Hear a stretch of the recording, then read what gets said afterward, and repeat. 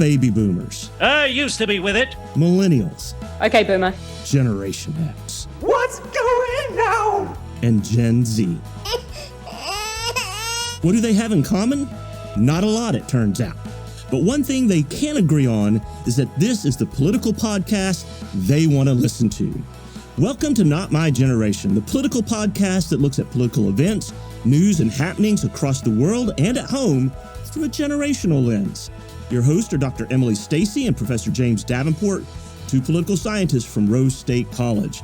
But the views expressed on this program are solely the views of the host and their guests and do not reflect the views of Rose State College, its administration, faculty, or students. Coming up on today's program. If you do ask it, ask Shanna first. Okay. What the heck are you guys talking about? Enough about me. The older I get, the more I appreciate them, by the way. And now, here are James and Emily. And we are back. Not My Generation. I'm James Davenport with my fabulous co-hosts, Dr. Emily Stacy. Felt like you forgot my name for just a second. No. I am getting a little older and, the memory runs in and out a little bit, but I am almost giddy for today. Me too. We have two of our favorite political scientists with us. Dr. Brett Sharp from the University of Central Oklahoma. Hello. Dr. Shanna Padgham from Oklahoma City Community College. And I should disclose my, conflicts of interest here, right? One of them is my academic father and a PhD advisor. And then the other one is my homie, one of the only moms that I like to text about Walt Disney World and things like that. But she also employs me at OCCC. So we've got to, we got to recognize the conflicts of interest here. Don't tell them they let us leave the colleges, that we don't go other places like Disney. We are only always working. That's true. We are. You can't prove it. We don't have pictures or anything. We know you guys work harder than a lot of other people. So I'm just going to say, I've seen it firsthand. And we have the Oklahoma Political Science Association's annual conference coming up. Anybody want to talk about that for a second? Let's let the organizer talk about it. All right. Well, we're having it at the University of Central Oklahoma in the College of Liberal Arts building, and that'll be Thursday and Friday, November 9th and 10th. And we have lots of things that the community is welcome to attend. Awesome. Yeah. So if somebody is interested in attending or maybe even sponsoring one of these things. All right. Get a hold of me, Brett Sharp in the Political Science Department. And the address is 100 North University Drive, Edmond, Oklahoma. And my email address is bsharp, BSHARP @uco.edu. Awesome. Yay. We also have more information, and you can register at oklahomapoliticalscience.com. Awesome. So what's going to be on tap? What are we going to be doing on the 9th and 10th? Well, it's I don't think anybody around the table knows, but we had one of our members, Bob Darcy, who kind of reinvigorated this OPSA organization back in 1993. But he recently did a history of the chapter and went back to all the meetings and stuff. And I think it goes back to 1951. And there were 2 years that we did not meet. And so I think on our program, it's going to be known as the 70th annual conference of the Oklahoma Political Science Association. It's one of the longest standing, most active state associations. I think it's the envy of a lot of other states. So, yeah. That's great. That is great. That makes me really happy and very 70th proud. annual. What a fun fact. Very cool. I know, right? So let me ask you guys this, all right? I'm always curious when I'm talking to other folks in the field. What attracted you to political science? Why that discipline? Why? Well, I have a couple of answers. One is I sort of became politically aware, and I had gotten a book of all the collected cartoons by Gary Trudeau. And this book was called The Doonesbury Chronicles. And it was really sort of all the stuff, and I would just, read it chronologically, all the comic strips that he had done for Doonesbury through the Watergate era.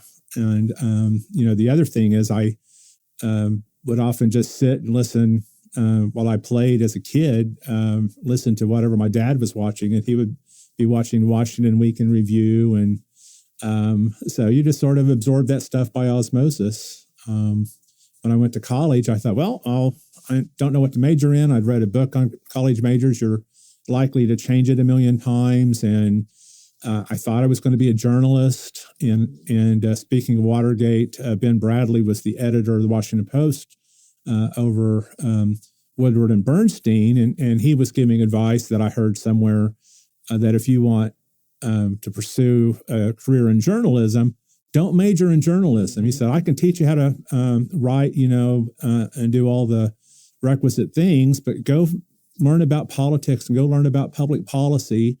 And so I majored in political science.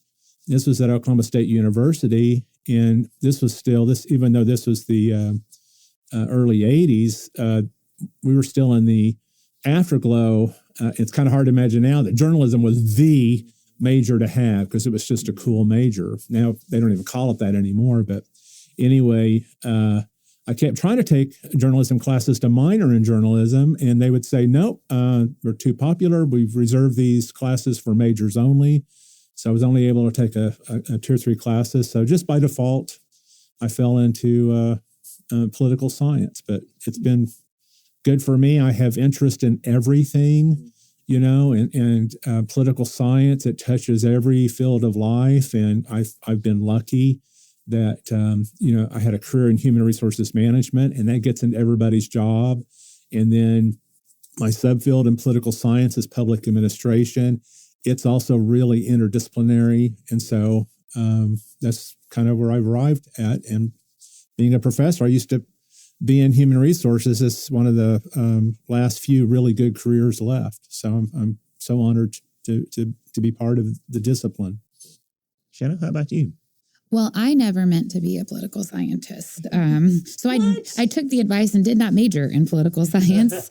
I wanted to be an environmental attorney. And so, which a lot of times people would say, what's the use in that? And I felt like I was before my time in a lot of ways when I was in undergrad. So I went to Oklahoma State, got an environmental science degree with a kind of a subfield in policy. I've always been fascinated with policy. I tell my students sometimes I really like to know policy so I know what the rules are so I can get around them. And I got my master's. I graduated at the economic downturn. And so in 2009, everybody was like, there's not any jobs. So we're all going to grad school, which also made grad school a lot harder to get into because we all had the same brilliant idea. And I got my master's in environmental policy and conflict management at OSU. And I got married and my husband is in oil and gas. So I always argue that I can get along with anybody. If I can hang out with my husband who's in oil and gas and I'm an environmental policy person, then I can, get along with any perspective for sure. And anyway, he was in the oil patch in Midland, Texas. And we're not going to live here forever. So I might as well just keep going to school. Texas Tech University had just kind of a specific they're political scientists. Many of them did environmental policy. Nobel Prize winner Katherine Hayhoe happened to be on the faculty there. She won the Nobel Prize for her research on the Intergovernmental Panel on Climate Change. Wow. So just they kind of had a niche area where I fit well to do sustainability policy. And so I got to be a true political scientist there and sat in all the seminars being like, what the heck are you guys talking about? It feels like you all have this pre-knowledge that I'm trying to fit. What's a heuristic? What does this mean?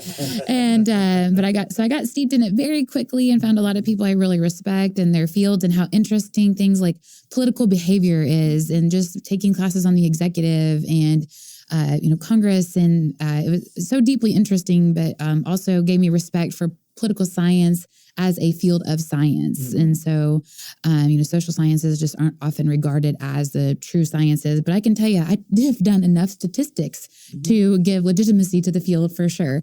And so we were fortunate to move back to Oklahoma. I actually drove from here to Lubbock for a year and a half as I finished up my coursework.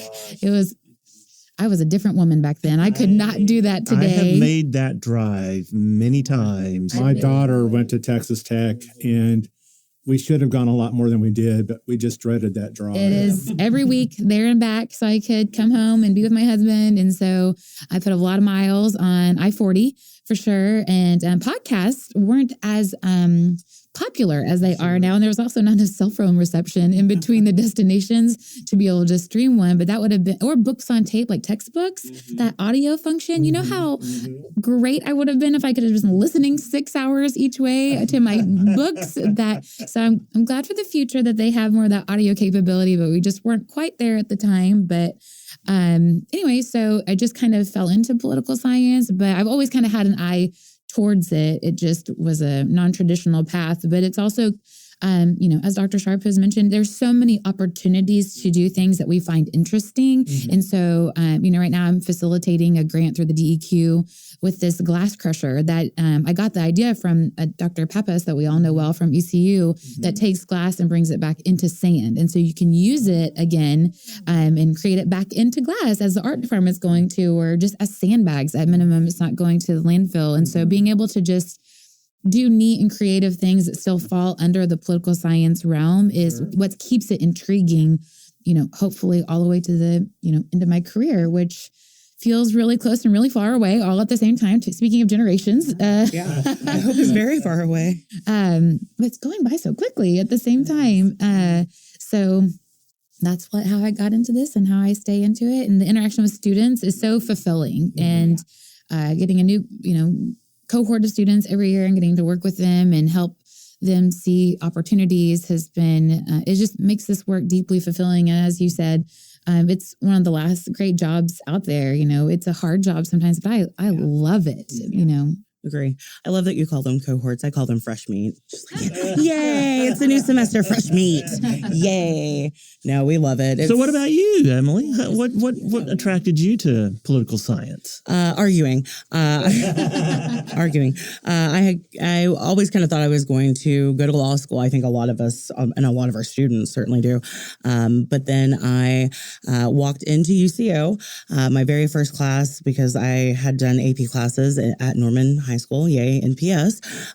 So my first class was actually with the renowned, infamous Randall Jones, Dr. Randall Jones, International Politics, International Relations intro. And so he walks in, and anybody who knows Dr. Jones, especially back in the day, he would always walk into the front of the classroom and he'd have this adorable little plastic comb that he'd pull out of his little pocket square, right? And he'd wave it through his hair, and it just was just a Fonzarelli. I don't know. I just have that image in my head of Dr. Jones, and he was just so stately and just infected me with international relations, international politics. And I knew. And then I found Lauren Gatch, and it was over. It was absolutely over for me. Whenever I met Dr. Gatch, I kind of lived to annoy him most of my existence, in fact, through my undergraduate. And he was instrumental in my master's degree as well, was my advisor for that. So I don't know. I just adore, I guess we should generationally define ourselves. Shanna and I are both millennials. She younger than I, which we don't talk about.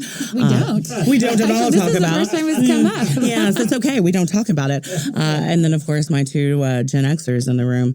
So you Gen X? You're Gen X? I am technically, if you look at the demographers, a baby boomer. But, Are you really? Yeah, but I don't buy that at all. I don't either. Either. But, there was a book, I taught a class called Politics of Generations back in the 2000s. And these two historians, in fact, they kept their stuff up, but they had a book on generations, Strauss and Howe. And they said that I did not belong to the baby boomer, that I belonged to what they call the 13th generation, which is, I guess, Generation X. Yeah. And my brother's 7 years older than me, and that's the hippie stuff. And no, we were the preppies, so we could see a clear delineation between the two generations. So I never bought that. But back to Randy Jones, yes. You called him the stately Randy Jones. I discovered that he was a drum major for OSU. Really? Yes, and that was back when drum majors would do acrobatics and stuff like cheerleaders. Oh my goodness, really? Yeah. I could buy that. He is so lanky and, right? Wow, that is really interesting. Yeah, I totally see that. No, I just, I love what's going on. I was the generational part of things. September 11th happened whenever I was a sophomore at Norman High. And so that deeply impacted our generation, the millennial generation. And I think that my kind of contribution was to kind of research, right, and kind of see if I could find a pattern, what causes terrorism, what makes people come together, mobilize, et cetera. And so that kind of moved into social movement theory eventually. And you've been on the cutting edge of that. I mean, I appreciate it. I think it really is the generational part of your perspective is what allowed you to say that all the current theories about how social movements, mobilize in the first place don't apply anymore. Yeah. The rules, I appreciate that. Rules are different. Indeed. So enough about me. I talk all the time. Well, speaking of generations and 9/11, is it not maddening when your students can't tell you where they were for 9/11, let alone if they were even alive for it? I'm like, I'm sorry. I am 3 years older than you. I don't understand how it could be that. And so it's just like the gap between us and our students just grows every year. And I'm like facing my own mortality at this point. I know. No, I do this in my American Federal Government. In fact, I did it at OCCC just the other day because demographically that class is very young. I have them raise their hands if they were born before 2003, and inevitably it's me and maybe like three other people in the room. And it's like, oh, hey, by the way, if you were, born, before or after, I guess, technically March 2003, you've never lived in a time of peace. And that kind of smacks them in the face like, oh, hi, because we don't see the images of war every day, but we're still under that war authorization from March in 2003. And so it's one of those kind of galling things. Like, why do you guys not know this? You weren't alive for the war authorization, and now you are paying taxes. Yeah, but they're not subject. They're not subject to the draft right now. They're not. I'm not riling them up about the draft. Most of them are not. Well, what I mean is, war today does not impact us like it did, Vietnam era and earlier. It's not in your face. It's not. Yeah, you're not seeing at your door the numbers of people who are impacted in a dramatic way, and so they literally don't know. Right, many of them they don't know what's going on. I love the fact that we can often have such a variety of ages in the class. So I taught a summer class this year, and I had a 65-year-old in that class. And I love those because those people bring a whole wealth of experience to the table that, we can draw that out and let them share some of that with some of the younger students that can be really beneficial. And they, depending on it, this particular gentleman was very, very engaged and really, really liked engaging with younger students. He wasn't intimidated by that or didn't feel, that he didn't have something to offer. And so that when you have somebody like that and you have a good class, you can really get some conversations going and sharing some ideas and information across the generations kind of a thing. So, yeah. All right. So what news events are we following right now? We have a Speaker of the House. Finally. Yes. Mm-hmm. Everybody's excited. I can tell everybody is just excited about that. You said a fact. Yeah, right. Exactly.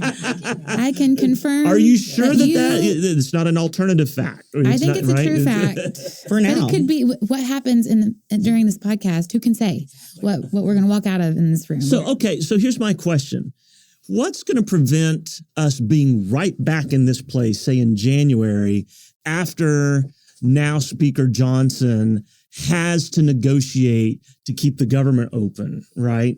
What's going to keep us from being right back here? I mean, because the moment he does that, this same group is still going to be out there not happy, right? Are they banking on him not negotiating, though? Maybe they are. And which group are you talking about? The moderates or the Gates faction, right? What do they call? I heard today they're calling them the Gates 8 or something like that. Sure. How cute. So very catchy. I don't see, it was the moderates that basically, I don't want to say caved. Oh, they belly upped. Well, listen, here's the thing about moderates, and it's something that this ought to be good. The older, I'm excited for what you're about to say. The older I get, the more I appreciate them, by the way. But at the end of the day, the moderates want a functioning government. Yes. And they're going to cave because they don't want to go another 2 or 3 weeks without a House of Representatives that can actually do something. That faction, the Gates faction, they wouldn't have cared. They would have been just fine going another 2 or 3 weeks without a speaker, right? It didn't impact them. And so, the moderates were always going to be the ones who end up giving in because they want a functioning government. But I just don't see, they're not going to be the ones. I mean, none of those folks are going to come January offer a motion to vacate the chair, right? I just don't think any of that group is going to. But it'll be the other faction. If Johnson does negotiate with Democrats, if he gives in and it's something that those folks don't like, I just don't see how we're not right back here in a couple of months. Does anybody disagree with that? Anybody want to say why we're not going to be in that situation? I don't disagree. And it just looks like we're in a horrible situation. It's not like things aren't going on in the world. We're not paying attention to Ukraine right now because of all the stuff going on with Israel and Hamas.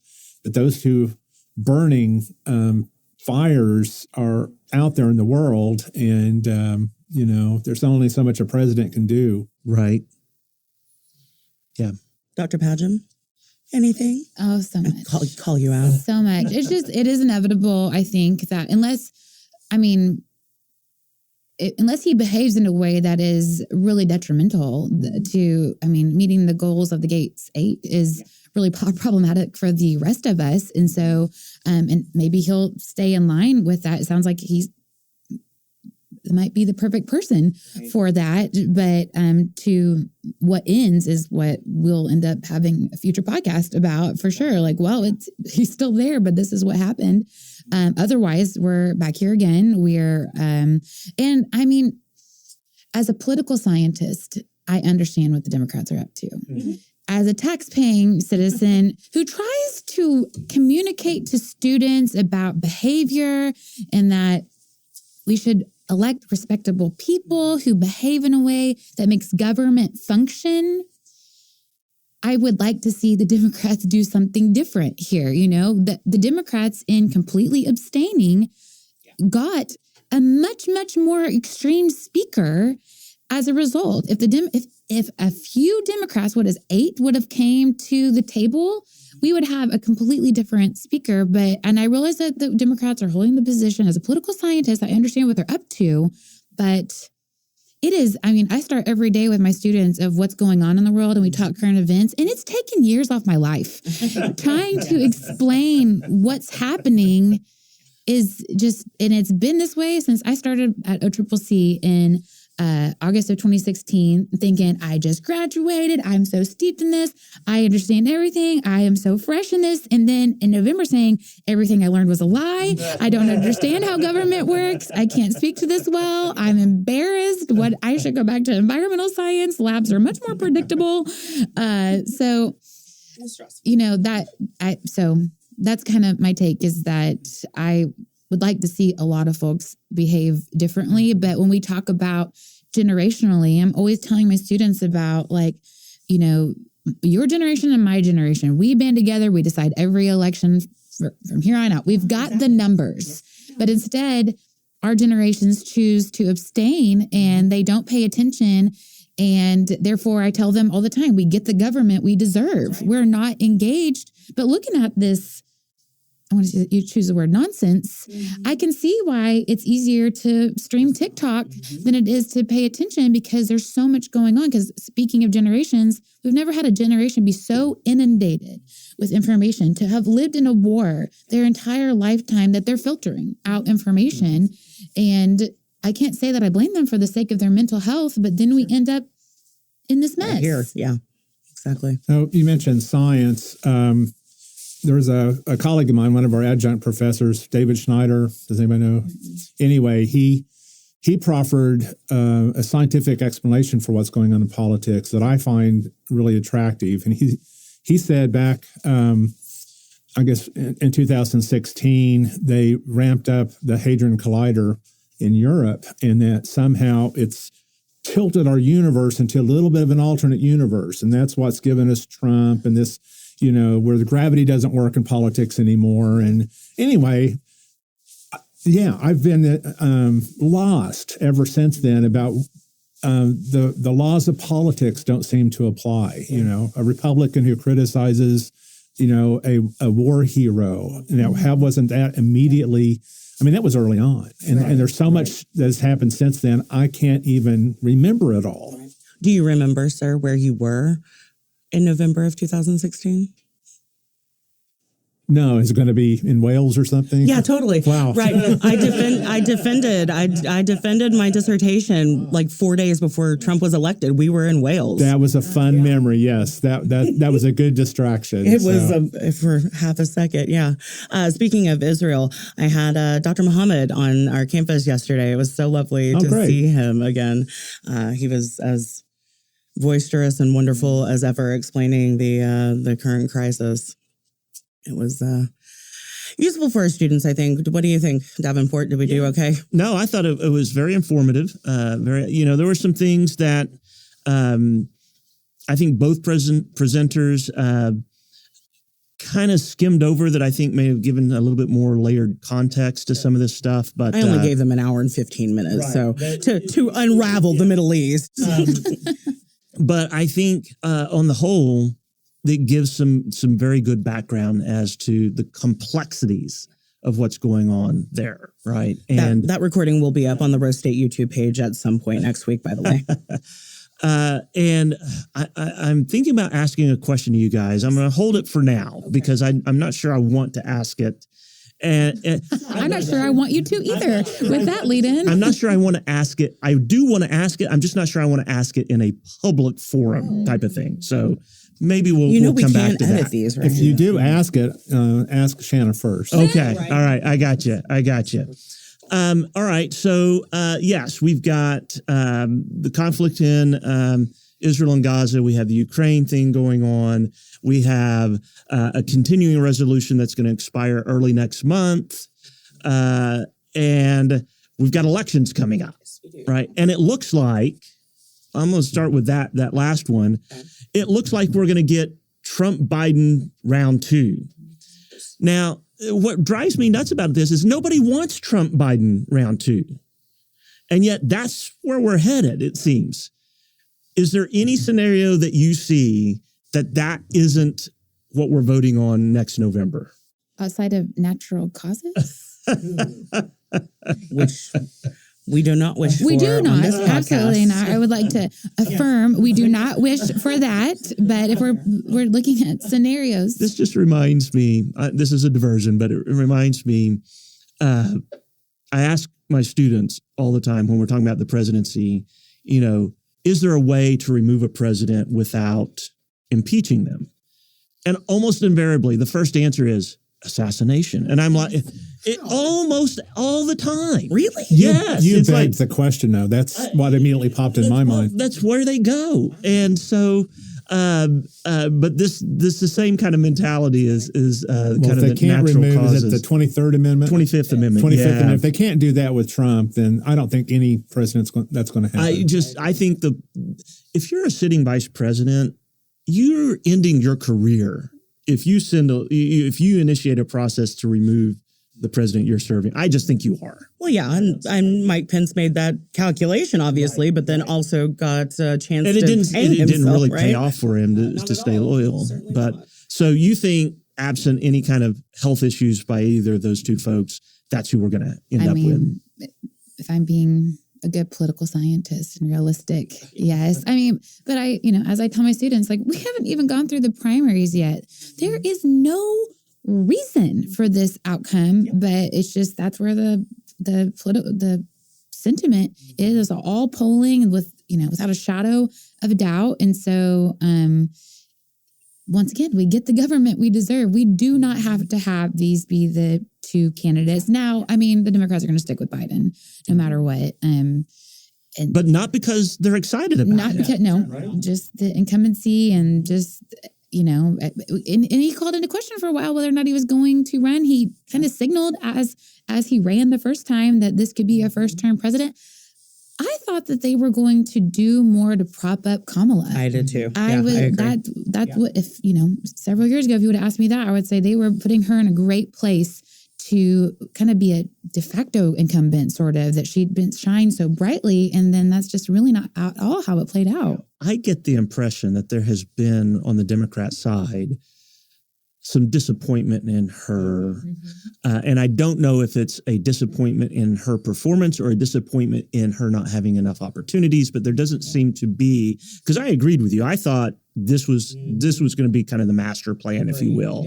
And it just never has panned out that way. And I'm not sure why, but I don't get the sense that she's been able to use that position to garner the kind of coalition that she would need to present herself as, obviously, I'm the heir apparent. And I'm not sure what was going on there. Early in the administration, she kind of stepped on a few toes. She was taking a lot of the state calls, things like that, with different foreign leaders, and they kind of pulled her back, right?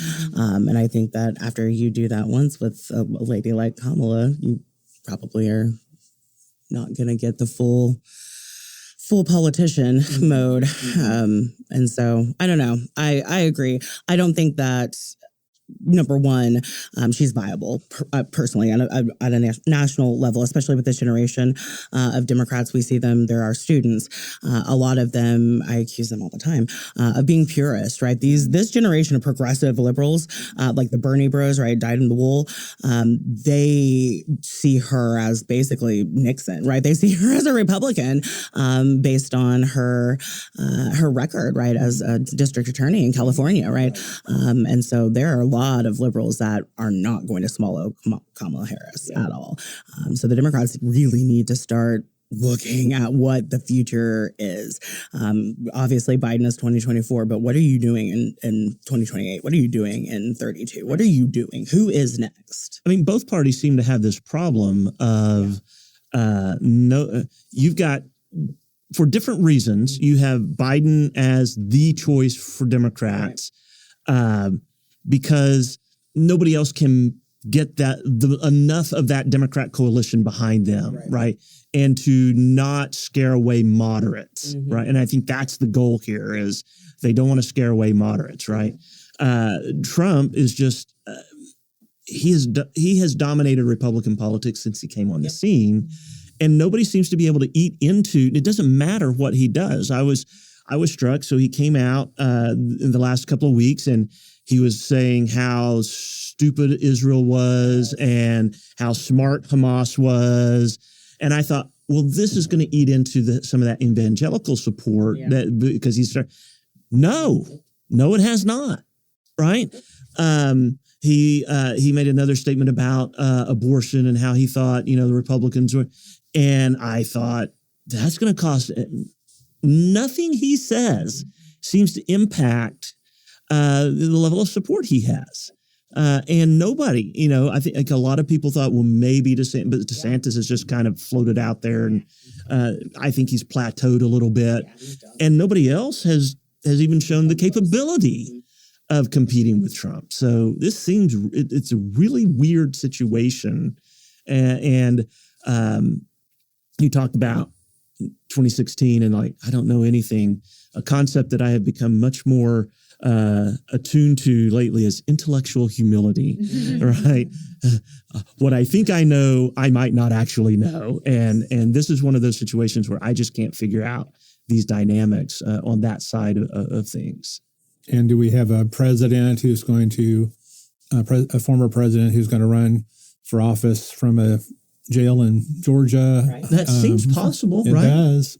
Well, and his attorneys and all the news out this week about plea deals, and it does not bode well for Trump, but that's in a rational world. And so I don't know if we might be in the alternative universe where that's actually better somehow. Yeah. And so predicting these outcomes. Well, and I'm going to tell you, I talked to recently some very Trump and they're convinced this is all just a setup to get Trump, and they twisted these arms. And I'm like, they wouldn't have had anything to twist arms with if these folks hadn't broken the law, right? The reason they pled guilty is because they were caught.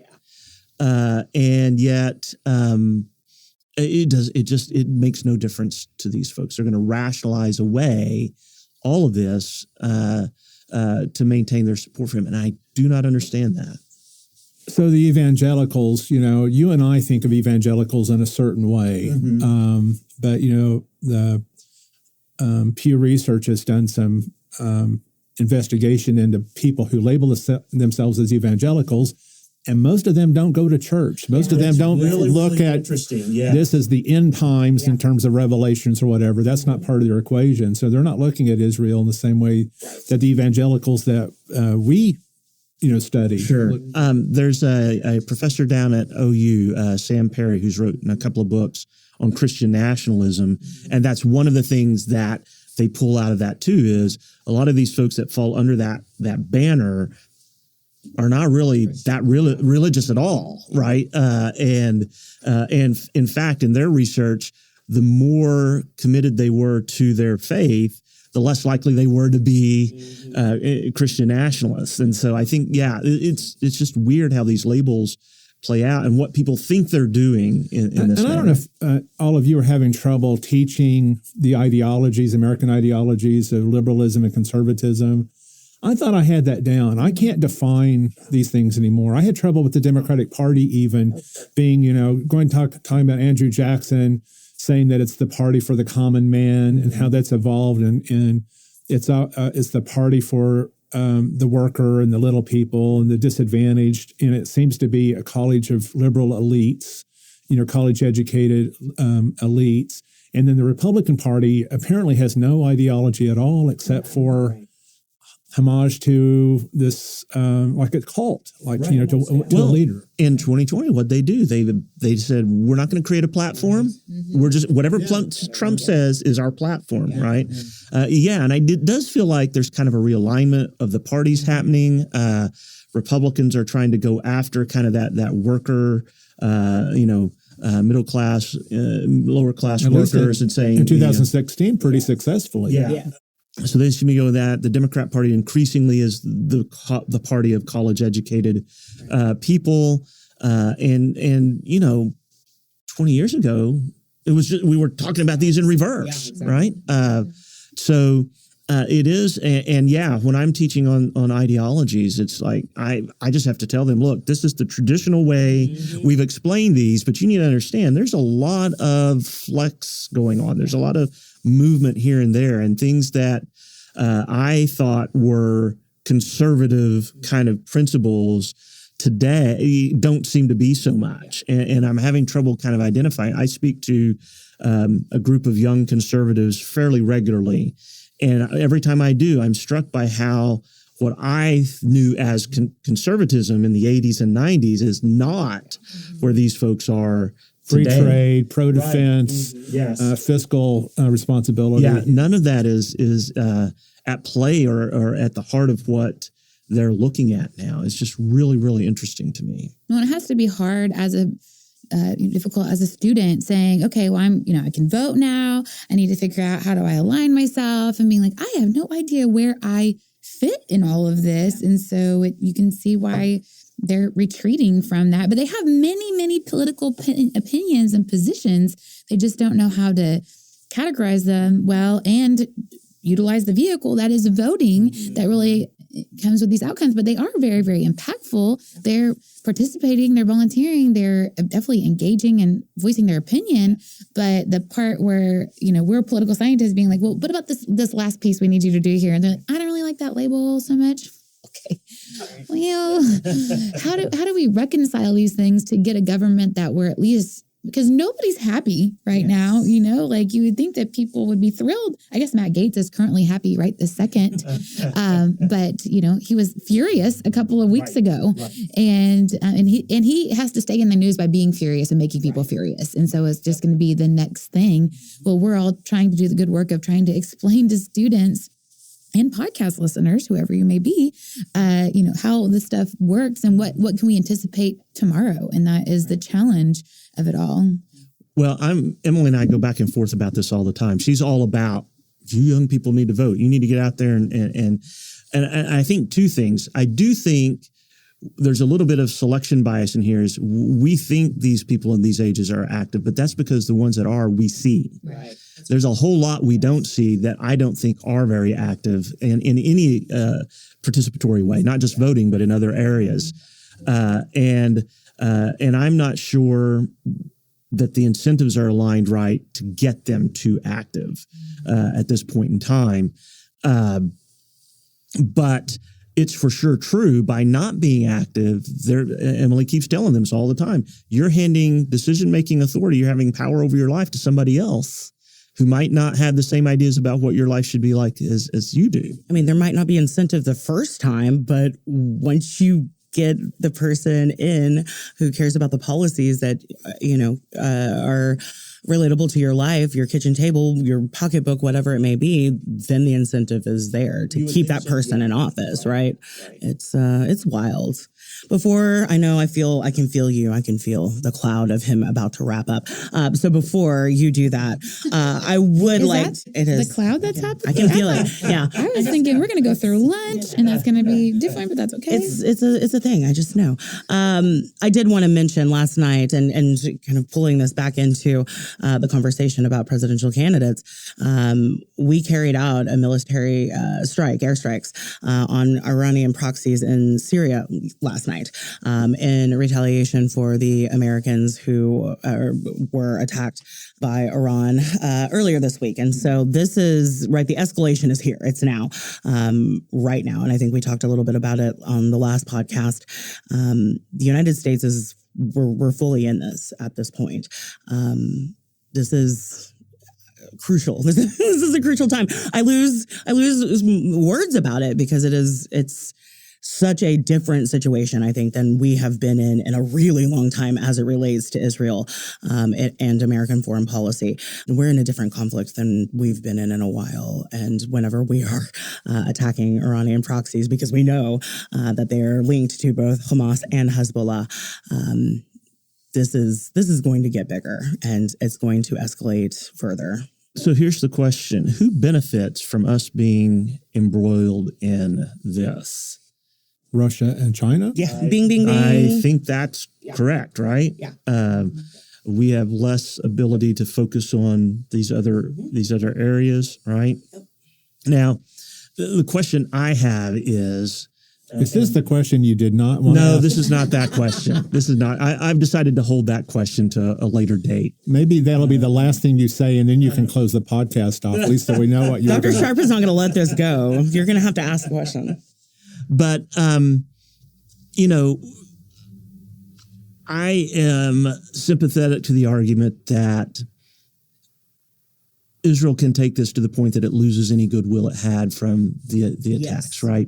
I am sympathetic to that We're point. almost to that point. I'm just wondering, all right, let's say you were in charge. Let's say you're the prime minister of Israel. What's the correct response here? Because I haven't seen anybody who have argued on this, don't go too far, saying, well, what is the correct way of dealing with this? I just hear him saying, don't go too far, right? But you had 1,400 is the last count I saw, roughly 1,400 of your citizens, and not just Israelis, by the way, but other nationalities as well. There are some Americans that are being held hostage, so you have roughly 200 hostages. In your mind, what is the correct response? Well, I teach decision analysis, and you can have an optimal decision, but that optimal decision may still have bad consequences. So sometimes you really have no way out. It's either Hobson's choice or a no-win scenario like the Star Trek Kobayashi Maru. You sometimes you just don't know. Or Sophie's Choice from the movie. So to me, it's just a tough spot, and I think Biden has kind of commented on that as well. So it's like there's going to be a ground invasion. Absolutely. It's like keeping us out of Afghanistan after 9/11. We were going to go in. Right. So don't go too far is don't commit international war crimes that are visible and public, and that is what. Period. That's all we mean by that. And then the perception, in this age of real fake news where you can get, AI to morph stuff into, where you see pictures and sound of things doing something that happened with the hospital there in Gaza. It doesn't even have to happen. You can get a big population to believe it. So. Well, and, I'm not sure, to what extent does the U.S. have any moral authority on that? How many civilians did we kill in Iraq and Afghanistan in our war against, terror or the Taliban or whoever, right? I'm not sure how we can sit there and say it's okay for us to do it, but not for you. I do like the way Biden framed it. Like, don't make the same mistakes we did. Yes. Like taking that posture takes a very different tone. I tend to agree with that approach. And speaking again back to moderates, it seems like that's the voices that we're missing right now in this conversation, right? And you hear the extremists, comments from Israeli government officials. You hear, the extremist rhetoric from Palestinians. I don't hear any moderate voices saying, maybe we should back up a second. Maybe we should take a deep breath and say, is there a way out of this without more carnage? But I don't know what that way would be. And if anybody knew, I have to assume we would have pursued that already. But the political capital that goes along with even mentioning a ceasefire at this point in an election year is almost a death knell for a lot of these moderates that we're talking about. So, I mean, and again, it goes back to that hyperpolarization. I have one suggestion that I would, if I was in Israel and we're right now we haven't launched a ground invasion yet, I would say we're going to pause our campaign for 48 hours dependent upon the return of the hostages and see if something like that couldn't materialize. Now, maybe it wouldn't. I don't know. But at least that would, on their side, say, hey, we're willing to listen to the international community. Yeah. We are willing to say what we want is, first and foremost, those hostages. We can deal with Hamas later, right? And we will refrain from wreaking any more havoc and carnage on the people of Gaza if we get those hostages back. And put the ball in Hamas's court and see. At that point, if Hamas said, no, we're keeping them, I don't know what you expect them to do. At that point, I really don't. Yeah, and it seems like Hamas is, at least mildly willing to let some of these hostages go, as you saw earlier this week. They dribbled out a few, right? Yeah. And just specifically elderly women, et cetera. So it seems like the ones that are kind of harder to maybe maintain, keep safe, et cetera, that they're more willing to kind of let go, theoretically, at this point anyway. I think we know if any of those hostages die while they're in Hamas's captivity, I think that's the end. There's no going back from that point, right? They've got to know that. Yeah. So, any thoughts of wisdom on any of that? How do we get out of this situation without? I'm really good at depressing the table. I'm sorry. There's the cloud you were talking about. Now I feel it. I found the cloud. Sorry. Well, I have to look at Dr. Stacy for that one because that's just not my area. Yeah, it's not mine either. I follow it closely enough to understand, and I really appreciated the presentations that we had yesterday that give, and it's a complex situation. I don't think anybody who wants to come in, there's a simple way of getting this. There is no simple way of resolving it. No, and there's no winner, right? Like we said last time, there's no winner. There's no right side to this issue. Each side has its own claims. I think each side has some valid claims. At some point, if you want peace, you've got to lay down some of that. And you got to say, you know what, for the sake of long-term peace and stability, we're going to have to let go of some of these lingering hostilities, if you will. And it just doesn't seem like anybody's willing to do that yet. And it's the same thing is true in American politics right now, right? Nobody's willing to let go of any lingering hostilities on our side either. Except for the moderates. The moderates, Sorry, full circle. Well, if the thing about moderates is each side of extremists will just say, well, they just have no principles. You're right. They have no principles. And so I don't know about that. But I have certainly enjoyed this conversation. Really glad you guys agreed to come on and visit with us.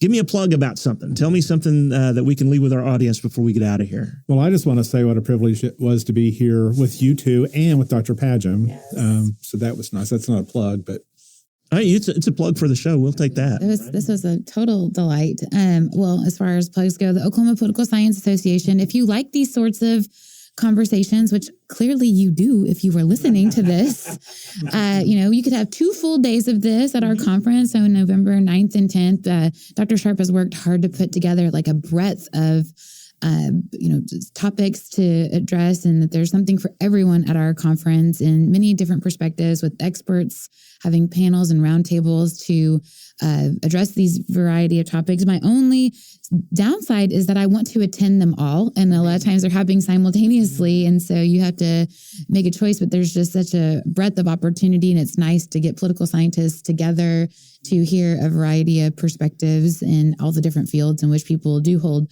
expertise, and helps any of us attending broaden our knowledge base. And we want to have more people attend and experience that with us. And so we hope that even if you're not a political scientist, I hope that you will consider joining us at UCO. And that Friday, November 10th, we're partnering with the Oklahoma Sociological Association. So we're putting on, kind of co-hosting the same conference. Awesome. Very cool. Very cool. Yay. We had another great show. Indeed. We'll see everybody next time. Bye-bye. Bye. We love communication that goes both ways, not just you listening to us pontificate. We would love to hear from our audience. If you have comments, suggestions, or would like to contact us about possibly being a guest on the show, please email notmygeneration@raider.rose.edu.